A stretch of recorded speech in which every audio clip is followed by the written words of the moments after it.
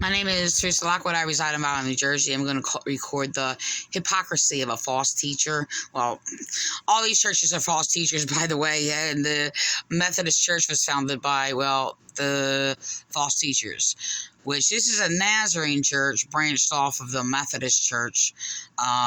This guy falsely claims, I don't know if I want to record that part or come across it, but claims that he, this Nazarene, Church of the Nazarene, was birthed out of the fraudulent who call themselves Pentecostals. So he's a very confused person. Now look, anybody can get their historical facts wrong or whatever, and look, it doesn't necessarily mean somebody's a false teacher, but Jesus details and warns against false teachers and their hypocrisy. Now, they'll make false definitions of hypocrisy, sure, like Muhammad did, and made up false rules about hypocrisy. And hypocrisy is basically when somebody speaks against themselves, and they're look. I just looked this up when I was listening to him, and excuse me.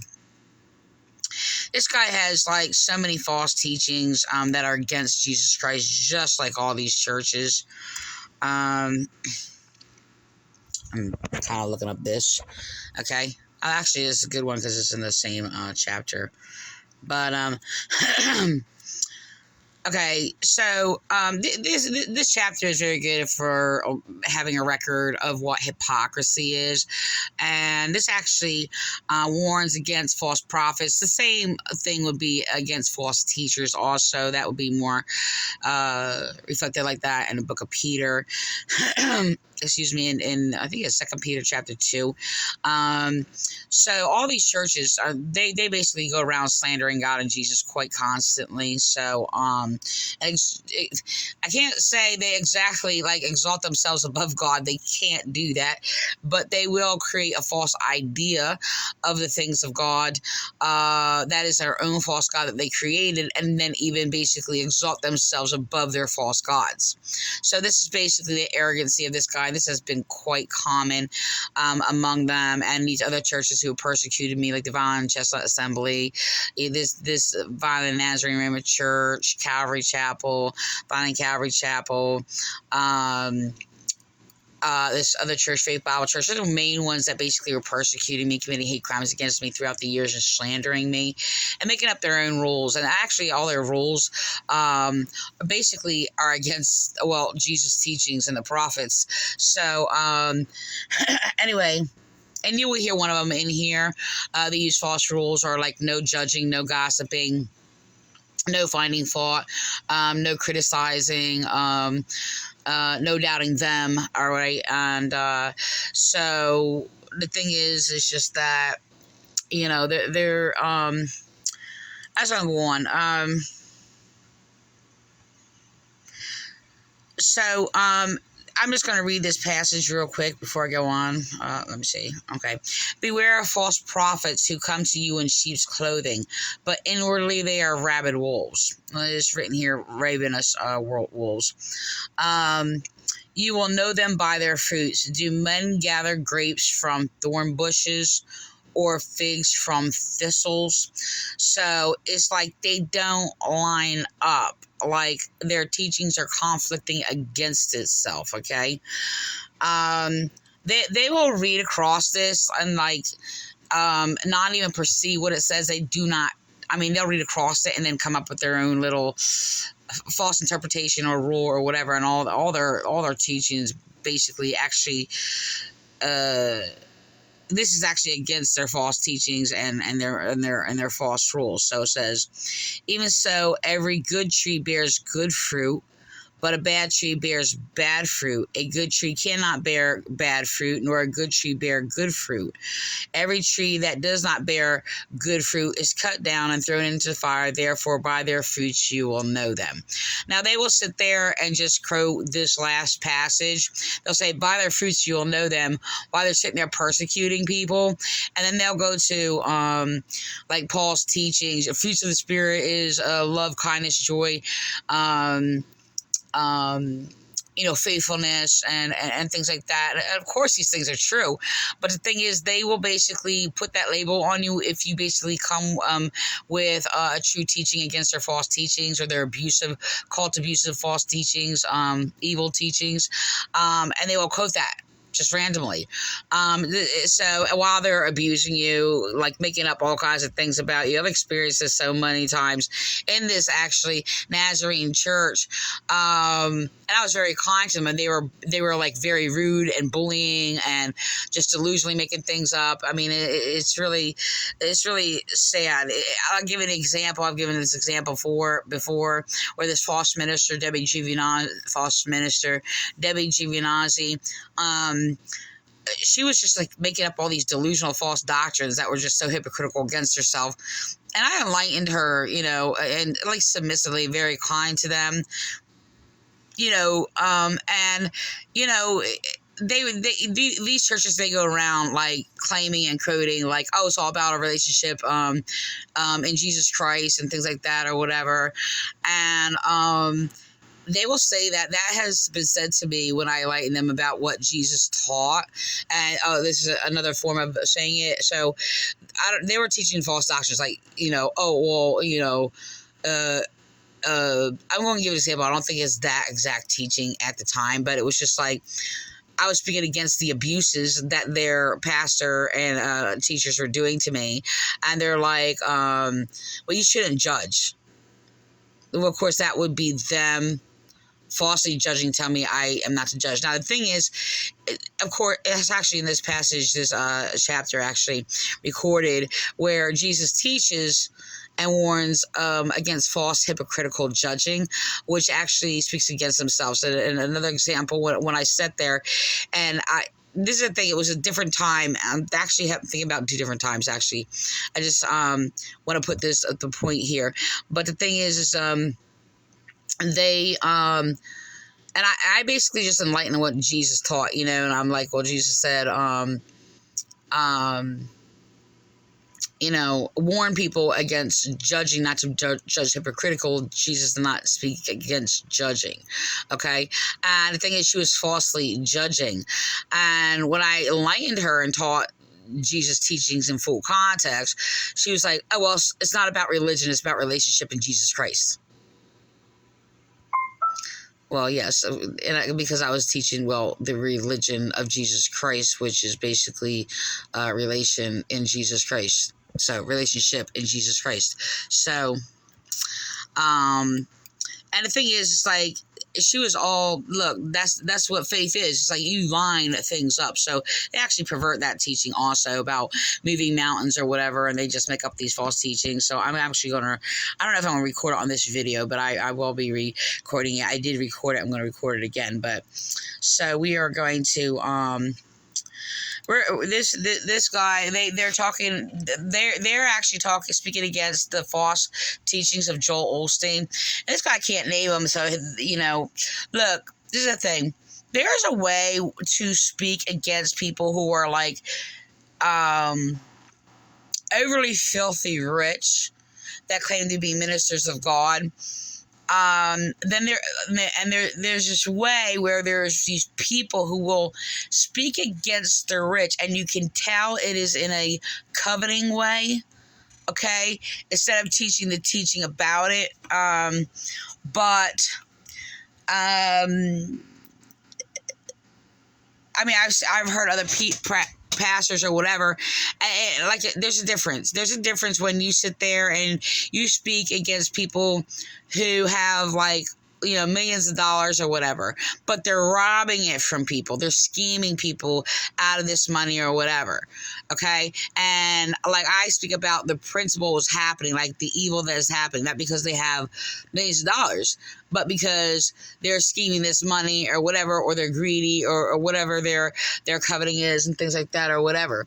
So, like I said, there's a difference when there's people that just like, oh, well, they're not Christian because they're filthy rich or whatever, and there's a coveting way or a jealousy.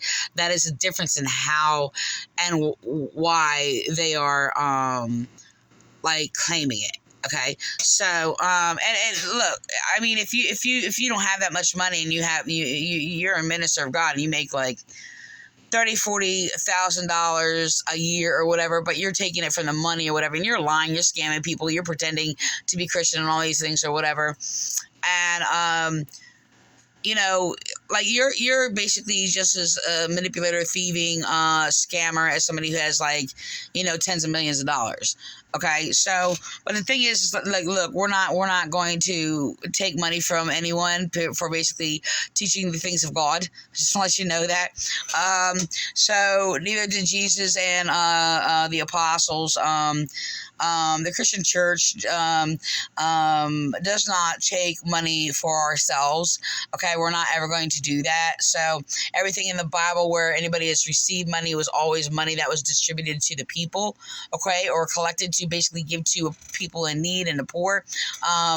But the people worked, okay. Even though, yes, the priests and the Levite priests, there's like these false ministers like Calvary Chapel copying these so-called fake evangelists or whatever. They're just fake, and tried to use and quote a couple of verses of like, God will bless you.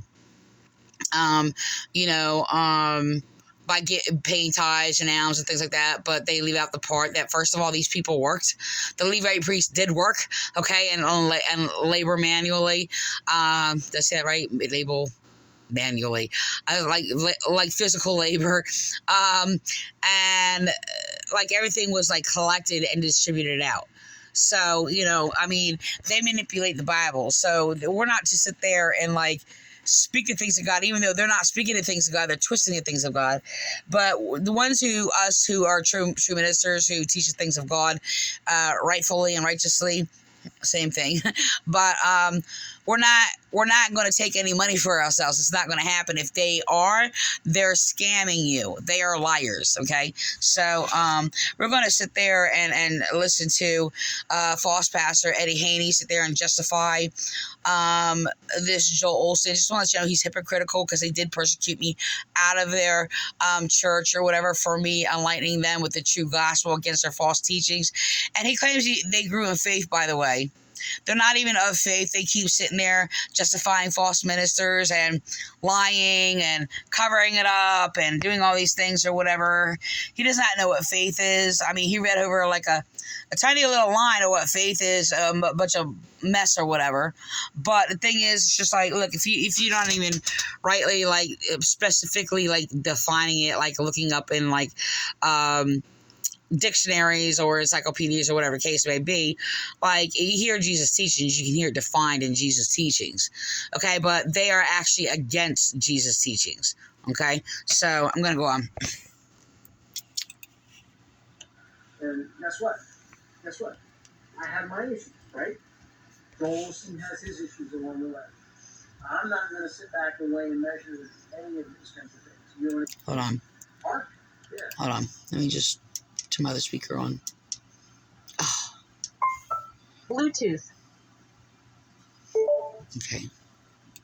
This part? Yeah. It's where it's birthed. Yeah. On the camera, yes, absolutely. This guy brings up that, yeah, they actually started it, the Nazarene started in California. I just like read over it. So I heard that before, though, when they were there, about them getting started in the this like campground or whatever over there. I think it was on Dulcie Drive. I used to live kind of right close to it, and they're I think Mennonites over there or something like that. So yeah, these places actually started and was formed, like the Nazarene came out of the Methodists, by the way. The fraudulent Pentecostals were created under the holiness guise, by the way, manipulation, deceit, created to cover up the disastrous persecution that these Methodists did to people. And I found traces that in the patterns through all kinds of research. It does not specifically say like, oh, well, the Methodists basically created the Pentecostals, whatever, through deception or whatever. The thing is, all their doctrines that they were built on were deception, and it can be founded in their very doctrines that they were covering up. Just want to let you know, I actually experienced it personally, where I wound up speaking a gibberish speech. By the way, before I even heard of these fraudulent Pentecostals. I didn't find out about them till later, but I was so psychologically tortured, okay, by their mental abuse, psychological torment, their evil, just mental abuse. And I was also going through a trauma, being a victim of domestic violence, and also tormented by them blaming me and claiming it's my fault and like abusing me for being a victim of domestic violence. Why? Because me speaking about it exposed the evil ones in here. Who, what happens is, from my experience and insight and encountering these people, it's just that they become like very frantic in trying to silence anybody who witnesses against, well, evil in general, and has insight to that, describing them. I didn't realize I was doing that at the time. I was talking to these people, whatever. They started attacking me because it was, I guess, told by somebody else. I didn't tell these people, but I told to their false pastor, John Reed, who wound up joining the bullying in there with their little passive aggressive. That's another thing, is they talk a lot of passive aggressive manipulation or whatever. It's just it's unbelievable what they did. But they will mess you with your head. They're cowards. That's what they are. They call their cowardice faith. Okay, so I'm actually going to record them. So I've looked at a little bit of this, but this area is really historically important. Yes. In the Nazarene Church. Foundation Park. Yeah. Landis Park. Yeah. It's where it was birthed. Yeah. One of the camp meetings. Yes, absolutely. Very crucial to the birth of the Church of the Nazarene. Yep. Yeah. Absolutely. And then it went out to California. I mean, I don't know all this. But yeah, another thing they claim it was in the Landis Park. That's like the fraudulent Pentecostals, but he's very confused. And they look. This is the thing: these fraudulent Pentecostals in violent and in their violent police department, they have altered so many things online. To actually, because I was actually teaching all these things historically or whatever, and they actually altered things online. It's sort of like I spoke against like the last blasphemy charge against the people was against let me sew up. In like United States was, I don't remember the year, but it was around like maybe like the 1920s or something like that. I'm just going to give a rough estimate. And it was against the fraudulent Pentecostal church because of their false healings and somebody died. Okay, so that's even common today or whatever, because of their false doctrines, like refuse people treatment and give this misleading, distractive, like deception that they can heal you. And they claim that these Chestnut Assembly has said the same thing, where it's just like if you don't get healed by them, it's because you don't have faith and to put your trust in them and all these other things or whatever. It's really, really disturbing. Trust and faith is not the same thing.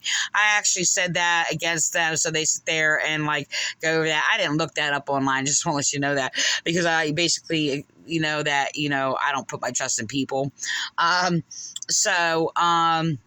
God, yes.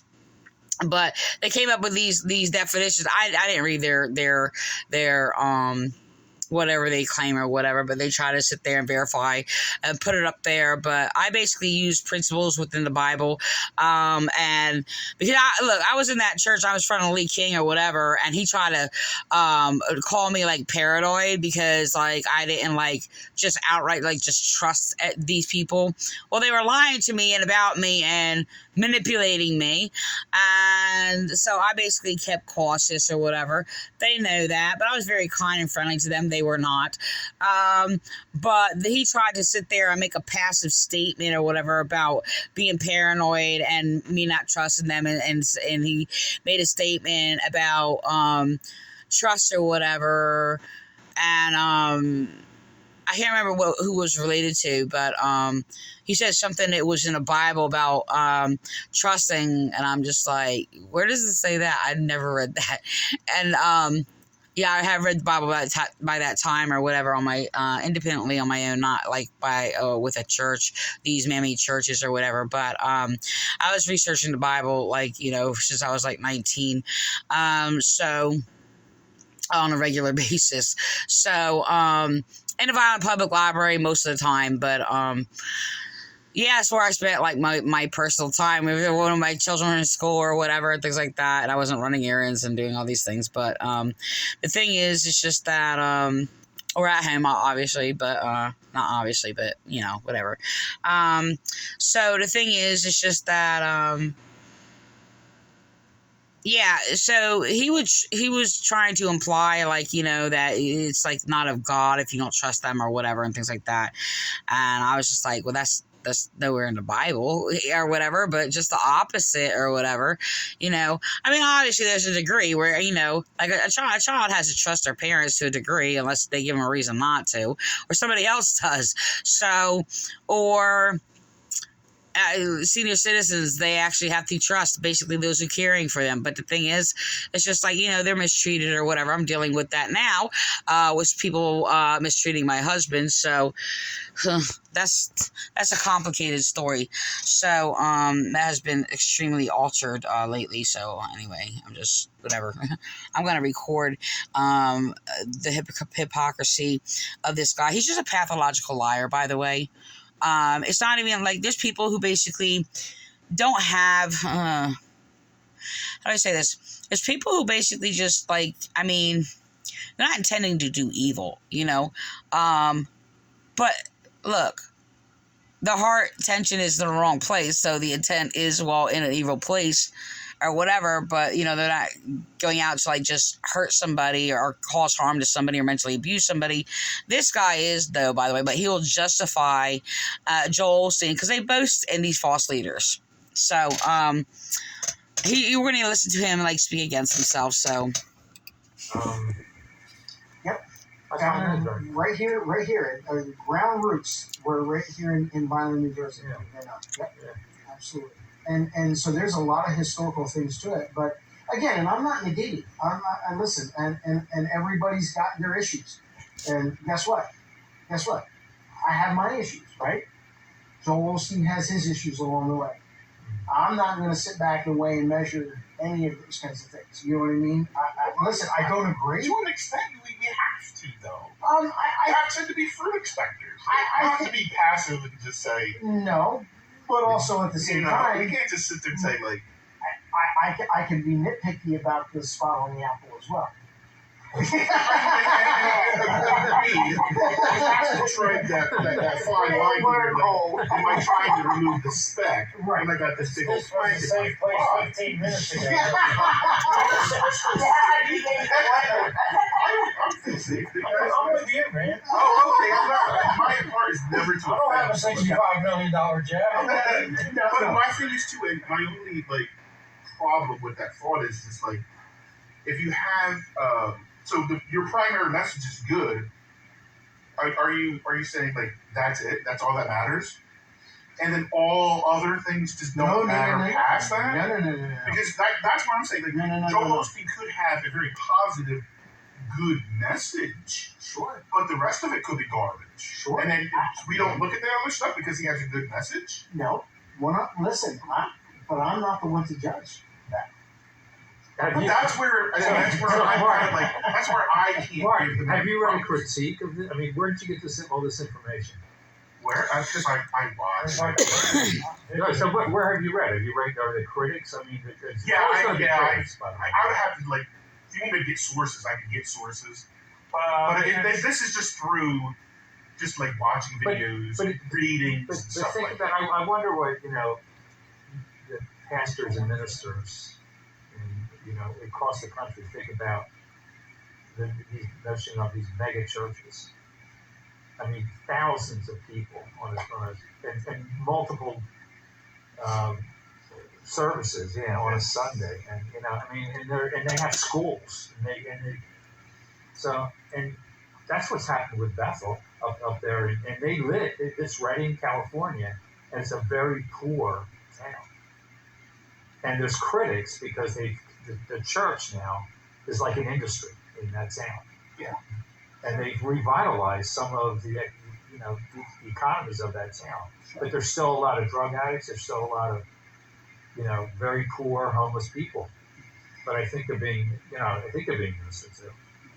And I think one of the things, and I think Bob, that brings up a really good point, is things are relative. There's a relative thing to everything. So say for instance, I'd say to you, if you were sitting in a church in Ethiopia and you took a look at Violent First Church in Nazareth, they put us in no different category than a Joel Osteen. You waste money, you waste food, you got video equipment, it's sound equipment. Well, listen, but what I'm saying to you is it's still relative. Right. But what I'm saying to you is it's still relative into some of those ideas and concepts. You know what I mean? Yeah. And I think there is a part of being relevant to your community. There's a part for us to be relevant. We won't have a mega church in Cumberland County. That's one of the poorest counties in the whole country, all in the state of New Jersey, right? So people don't have money here, and we don't. So we have to learn to live within the means of what we have. And I can question the way and measure priorities and things like that in a lot of different venues. But again, on the same side of it, I don't want to throw the baby out with the bathwater. And that's just kind of where I'm not saying that I agree. I don't agree with a lot of the decisions that some of these churches make. But again, a lot of people don't agree with some of the decisions we make either. And so what we make is a priority. And so therefore, I'm praying that within their realm of what is between God and them, that they're being faithful and true to whatever it is that God has asked of them and what God is asking them to do. And that's kind of where I can stand in the midst of that kind of a conversation. I just struggle. I just the idea of somebody, having millions. Like, I can understand having wealth. I get that. But I guess for me, like, representative-wise, somebody that has millions and millions of dollars. Sure. And as a Christian, I struggle with that. Sure. With that idea. Why aren't you doing more with that? Why aren't you know what I'm saying? I'm not even saying that you could be doing a lot with it, but why? How do you know he's not? Well, and that's the thing. He could be, but he still has If he gave millions of 10% dollars. of 25 million, See, then he turns around and sits there and said, "Oh, that's the thing. He could be." Oh man. a year. What? If he donates 10% of 25 million every But year, that's also relative too. so what? 10%. This is where they get these things and this false idea about 10%. Look, this guy, Joel Osteen, is stealing the money from the people. People are not, he's not to sit there and get 10% to himself for, I don't know, 1 million people. That's a scam. And these people are just believe that 10% is to go to them because they're preaching, even though they're preaching a false message. But let's say, I can't say that he's going to sit there and become a 10 million, 10 times millionaire or whatever, preach the message of God and scam people out of money. It's not going to work. And so this is the point actually, but it's just no, you don't have the message of God. You don't. They might say a truth here or there, and this is what basically they're talking about. So I'm going to say more on that after I record them doing that. Are you doing what God wants you to do? Yes. Well, then let Joel do what God's telling him to do. You don't know that. That's another thing that the fraudulent Pentecostals and churches teach, because Jesus does teach that it's just okay, It's like, what is it to you? Like, if they're doing that or they're doing that, and I give them like that gift, or I give them that gift or that amount, and it does make a comparison to a parable in regards to money. If I pay them this amount, or I pay them the same amount when they work two different amounts of times or whatever, it's like, what is it to you? This is not what is happening here. And these churches go around using that to sit there and say, mind your own business, while they're robbing people. Okay, it is our business that you're robbing and scamming people. It is our business, and we have the right to sit there and speak the truth against you who is perverting the Bible. Okay, but this is how they're brainwashed with a twisting of the Word of God, and none of these churches are Christian in the first place. No, we don't know that God is telling him to do that. What do you care? Yeah, we would know. We would know. We would know that God is not telling him to scam people out of money and collect everybody's money all to himself. Why? Yeah, well, because this was talking Why about... do you give a shit what he does? Yeah. In essence, I don't. Only because he's he's a representative of God, and he's a high... So you're judging him. He is... You're judging Well, him. That's not... I don't judging. get No. That's a loaded question, too, because we were supposed to be fruit inspectors. That word gets kind of thrown around. Listen. No, judge against say you do wrong. Period. I know a Black guy or white. was Know them by their fruits, but the thing is, they have false fruits, and he's also has a lot of false teachings. And this is why I can't even share. Like, if there's false teachings, I can't even share these videos because this is so exhausting. I do have to speak on and or write my own article or something about it or whatever. It's just like, who's to say that? Well, I'm not that person also. The thing is, I'm not putting one doctrine against the other. I'm using a doctrine to actually destroy it and prove it wrong. Not because you believe that or you believe that or whatever. See, that's the difference. I'm gonna go on.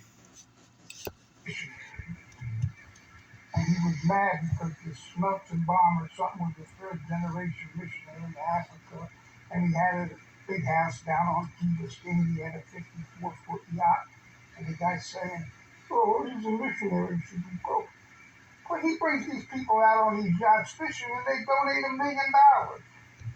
Everybody's got their place. No, and I'm not disagreeing with that. Yes, you are. No, I'm Yes, not. you Then you're are. misunderstanding what I'm saying. Right. In Martin's defense. We do kind of worship people that get $300 million a year to throw a football. That's their way. I don't know why that one, because that's good, because it is basically the same thing. All right, hold on.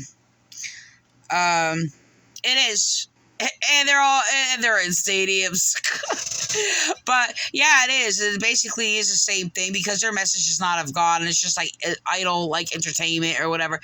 It is worse though. I mean, I don't know. I don't think professional football could be a healthy, influential to humanity. But I don't know, another form of basically skipping a stone across the water, I guess. I don't know. But I mean, it is these churches like Joel Osteen and all these people, Paula White and all of them, like, they're very toxic. Like Joyce Myers, like, I was speaking against them for like years. I did videos against them, and it's like they're mind raping the people. So, but I want to record this guy, because this guy, I love this guy's answer. That it was great. We do kind of worship. Everybody's got their place. No, and I'm not disagreeing with that. Yes, you are. No, I'm Yes, not. you Then you're are. misunderstanding what I'm saying. Right. In Martin's defense. We do kind of worship people that get $300 million a year to throw a football. That's their way. And well, a lot of people. And that's the truth. He said worship. He's got it. It's true.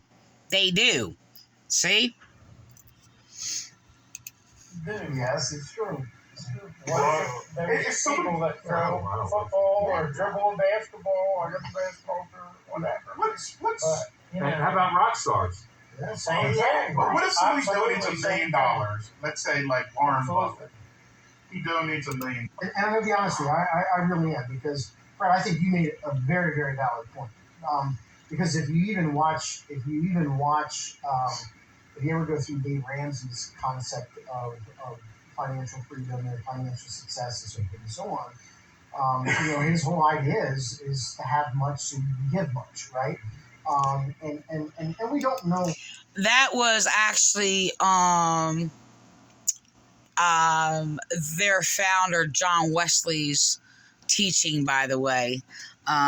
So there's like 3 of it. It says something like, I don't know, is it like work much, have much, give much, or something like that? I'm not sure. I could get that wrong. I can get that a little off. Where the wrongs of those things are, and that's why a lot of those extracurricular, those exterior things in those things, we can kind of weigh and measure. And I don't know enough of the details, or Joel Osteen or anybody else to kind of get like I can have an outside judgment, and I do, you know what I mean? But I'm not going to weigh and measure those things.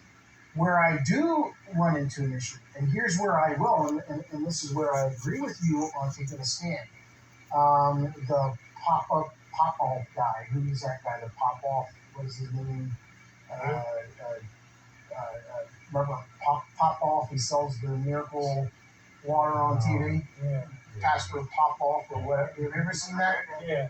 He literally sells miracle water for people in need. To me, that's no different than. But if it's producing a net good, that's No. That's misrepresenting God, because you're saying so that is somebody God having is that going much extra wealth is not misrepresenting No. God. It's not about the wealth. It's about the message. I don't care how much money he has. But the same concept is No. still applied though. No. There's The only so message. much wealth that The message. The message is, if you send me money, listen. If you send me money, I'm going I probably to. should speak about shit. But if you're going to send me money, hold on, guys. From a theological basis, if you send me money, I am going to. It's not about the money. I don't care whether you send me money or not. The point is you're going to receive something in the mail that's been blessed by God that is going to produce some level of miracle for you. And there is no biblical basis for that. I can't knock the message of hope that Joel Osteen gives, but I can knock the message of this miracle water because it's false. It's unbiblical. It's not the character of who God is. So if I'm going to get angry as a pastor or as a Christian for misrepresenting who God is, that I can get upset with. What he does with his money is not. So I just want to let you know that these people persecuted me out of their church, slandered me out of their church, and put false charges on me, by the way, because they said, oh, well, they just didn't want me there.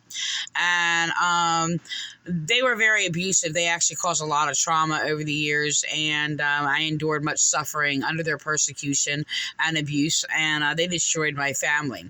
So the thing is, it's just that he's a hypocrite, by the way, and his teachings are false. So they're like all these other people claiming, they're speaking against false teachers and their teachings are false. Of course, I had people hacking my computer to actually just deliberately try to change my words against basically what I was speaking, because they can't, speak against me.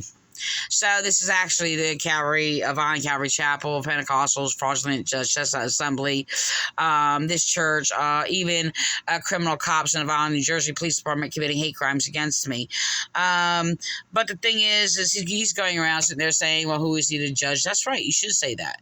But they have said it in we're not to judge, period. But, no. The only ones who are not to judge, are the hypocrites and those who judge wrongly. Okay? So Jesus definitely teaches to judge and to judge rightly. The thing is, we are judgmental beings. We will be judging in just about everything we say and do.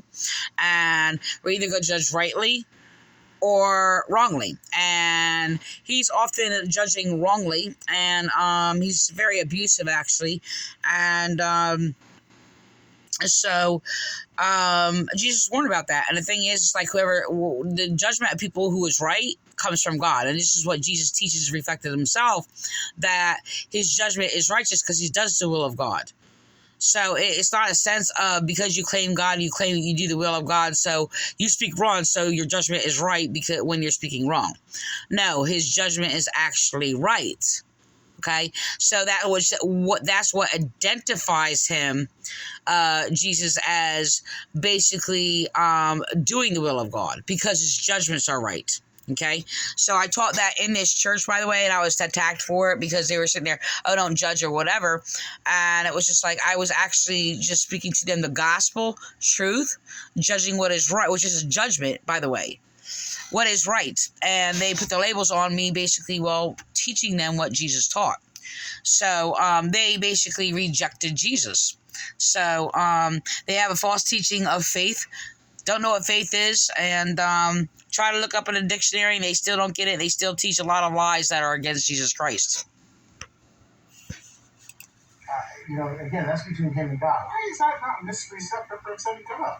Why is that not having that much excess Because I don't know. I don't know. It's not misrepresenting God. Because I can't answer the questions like Fred said. He made The thing, he's saying he can't answer the questions, he can't judge, he's not to judge, and then he's still sitting there making up all these things while he's falsely judging. He needs to kick out the thing that he can't judge. And if he sits there and doesn't know the situation, he should have said that in the first place. He would have been in faith, by the way. Just like I can't make a decision on that or judgment if to sit there and say, oh, well, I don't know if Joel Osteen is like true or false because I don't have enough information about him. I can sit there and say he said this, so therefore that is false, or he said this, so that is true. I mean, it's only what he observed. So this is why you don't boast in mankind. And the thing is, it's just like, can I sit there and speak against their hypocrisy? Can I judge their hypocrisy? Yes, my judgment is right because which identifies me of the will of God. So they actually persecuted me for that, and they still do, and they still make up their lies and their passive-aggressive abuse and lean on their evil. Why? Because, as they falsely claim, they do not have a relationship in Jesus Christ or the true God. And yes, I can judge that because they're always speaking lies. $1 million that he has, if he's entertaining people who are, he may be feeding a third world country with the people he's entertaining in his $25 million home. And great, God bless it, because otherwise, if he didn't have the $25 million home, having these big parties and these people giving all this money, they wouldn't be feeding these people. I don't know. But if he is using the assets that God has given and entrusted to him, so here's the point, okay? Now listen. We'll have to do some research on that. God is. If he was feeding these people, then they would be fed and wouldn't be living poor and in poverty.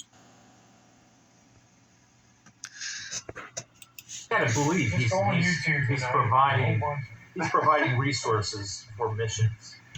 Plus, the I gotta believe. To spread a false gospel. your right hand know what your left hand does. If he's a believer, which I believe he is. Takes his white coat and goes like.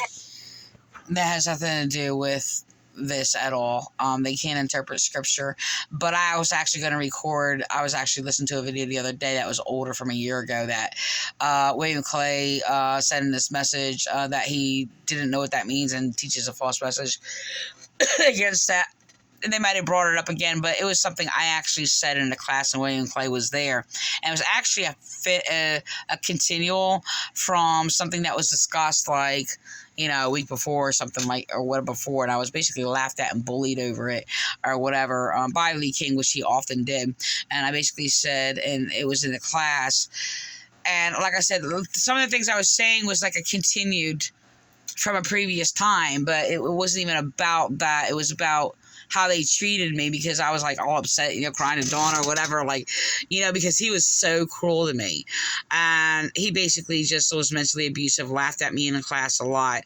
Well, okay, more than once is enough, but probably about 4 to 5 times, I could say. So, his wife, I think once, and a couple other people or whatever, they just laughed at me for basically, making a simple statement that basically, destroyed everything just about what he was saying. I didn't intend to be that way. I just shared my enlightening and, whatever. And all these people fall down. Again, misrepresenting, I would stand right there misrepresentation. and say, your coat's not working on me, dude. Wasn't this Fling the coat all you want. It ain't working on me. Again, that's a difference between a misrepresentation of the Word of God and a His son-in-law character. and his daughter That frustrates me. have That a angers me. fellowship. That's what he does, by the way. And they actually try to condemn anger, by the way, or condemn me for being frustrated. I didn't basically get like them. I didn't lash out and be abusive to them or whatever. Because after continue their psychological abuses, yes, I did sit there and let them know how much they're mind raping pigs. Okay, and their false child molesting doctrines after years. But, my judgment is still righteous. And they destroyed my children. So that's the end of that story. But he's a hypocrite, and he's going to sit there and act like he is speaking against false teachings or whatever, when he's continuously making false teachings. They even did a false teaching and sat there and they edited out their false claims of them trying to make these personal passive-aggressive attacks, by the way. He's evil, and he's pretending that he's like this teacher or whatever, and like all these other ones, all these other churches, but besides that, the ones who basically committed crimes against me. Faith Bible Church, Calvary Chapel, this cult did actually the most heinous damage to me. They belong in prison. Okay, he's lying, saying he's growing in faith. No, he isn't. He's just as ignorant as he was then. So. Down in Florida. Ticks me off. Oh, Jesus You know what I Christ. mean? Martin, not me and Martin. He's going through a divorce. That is the kind a of little harder to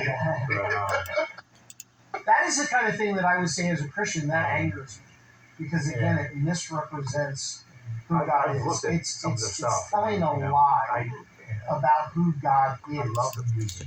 So that's what they do, and that's what I expose them in doing, and this is what they do. And this is the same manipulation tactic, like I said, the Violent Calvary Chapel plays a lot or whatever. So, they all do this, and it's really disturbing. They're basically going around slandering God constantly, okay? So, this is just a cover-up. I've experienced where people, excuse me, just don't know if they're teaching false doctrine. They really believe that, what they say, and just echoing a lie from other people. And they believe in this, and this is, and they're just told to say this in their echoes and things like that.